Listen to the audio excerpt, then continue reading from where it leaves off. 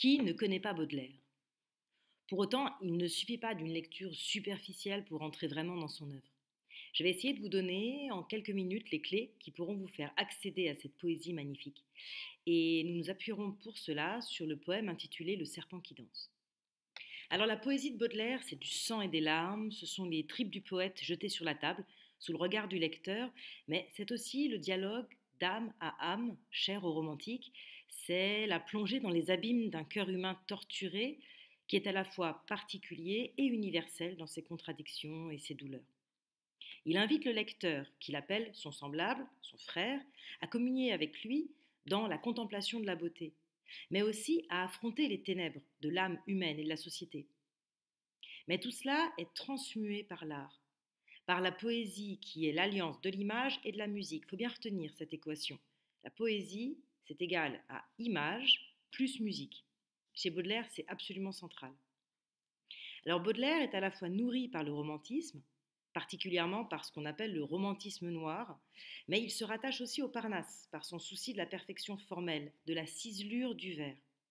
Chaque vers est poli, travaillé comme une pierre précieuse, mais pas de façon gratuite, parce qu'on a un peu reproché souvent aux Parnassiens justement comme le mouvement Parnasse s'appelle aussi le mouvement de l'art pour l'art, on leur a reproché cette posture qui visait à produire des œuvres d'art parfaitement gratuites.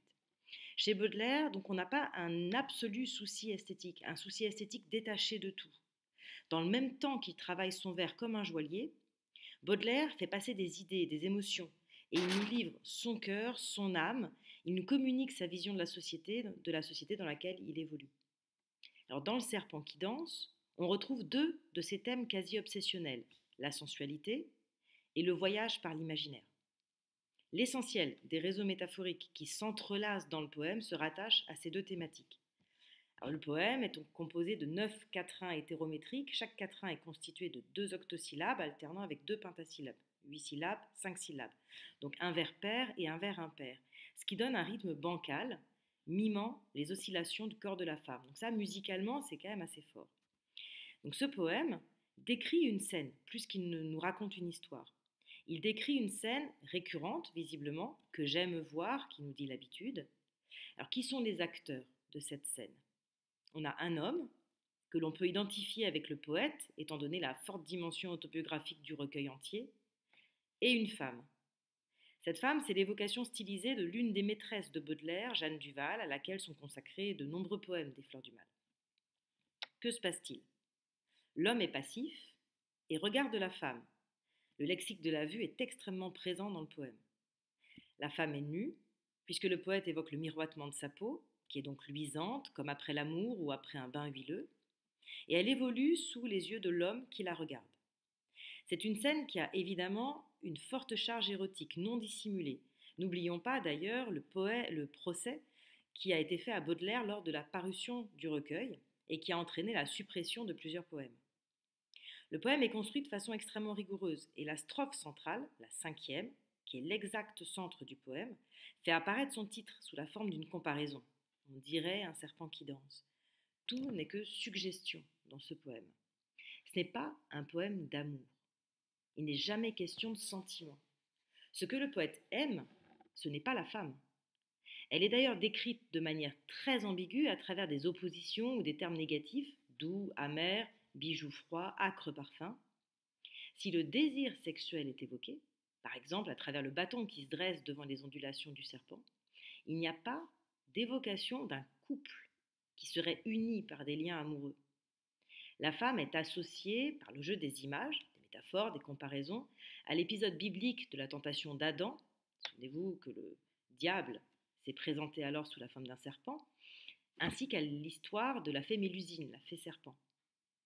Ce n'est pas une figure rassurante, aimante, mais une figure mystérieuse, pour prendre l'évocation des yeux, et même potentiellement dangereuse. Mais c'est ça qui fait naître l'excitation du poète. Et c'est une constante de l'érotique baudelairienne dans les parties consacrées à celle qu'il appelait sa Vénus noire. Toutefois, là n'est pas l'essentiel. Tout cela, ce n'est qu'un prétexte, une mise en situation. La sensualité n'est pas une fin en soi. Les mouvements de la femme ne sont qu'un déclencheur. Si sa chevelure, c'est Un autre thème obsessionnel chez Baudelaire est comparé à une mer dans une strophe exceptionnelle par la richesse de ses entrelacs métaphoriques qui illustrent parfaitement ce qu'on appelle la théorie des correspondances. Le poète, lui, est comparé à un bateau. Mon âme rêveuse appareille. La sensualité n'est que l'aiguillon qui permet au rêve poétique d'avoir lieu, de s'enclencher, qui permet à l'imaginaire du poète de se lancer dans le voyage poétique, dont l'aboutissement sera le poème lui-même. Ce que nous décrit le serpent qui danse, c'est la genèse même de la création poétique pour Baudelaire. Et en cela, le poème porte une lourde charge métapoétique, c'est-à-dire qu'il évoque de manière suggestive le processus même de la création. Regardez l'apothéose finale, qui est tout en suggestion. La femme est en mouvement dans le poème. Elle avance vers le poète qui, lui, reste immobile, tel le charmeur de serpent. Alors ici, la relation est évidemment inversée, parce que c'est lui qui est sous le charme de ce serpent hypnotique. Elle va jusqu'au contact, et elle l'embrasse, quand l'eau de ta bouche remonte au bord de tes dents. Les glaciers fondent sous le feu du désir, et le baiser fait se mêler leur salive, cette fameuse eau de ta bouche.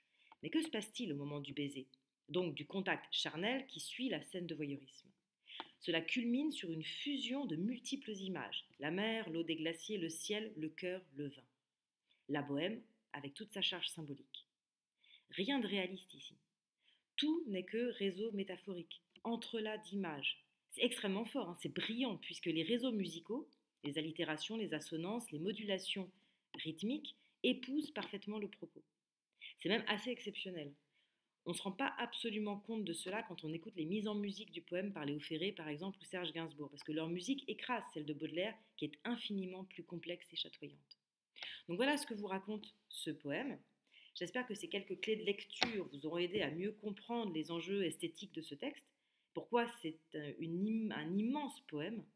N'hésitez pas à aller écouter les analyses plus techniques dans lesquelles nous reviendrons vers à vers sur la composition de chacune des strophes que vous trouverez sur ma chaîne et je vous dis à bientôt.